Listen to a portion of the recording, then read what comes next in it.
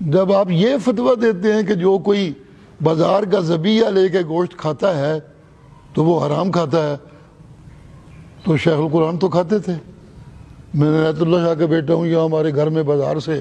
گوشت آتا تھا، وہ پکا کرتا تھا، وہی عنایت اللہ شاہ کھاتا تھا۔ لوگاں دا کیتے اندر ساڑا فلانا بزرگیاں وہ بھی کھاندا، فلانا بھی کھاندا، فلاں بھی کھاندا۔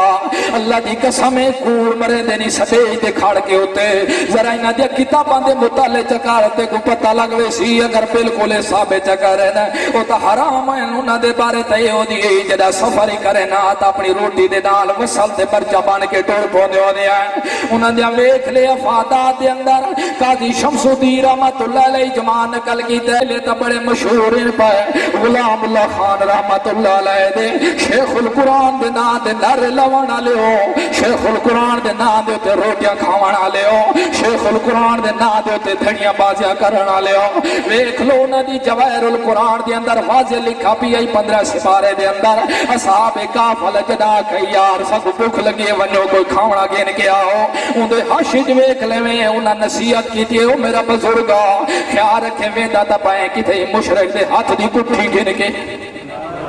نہ بیا کے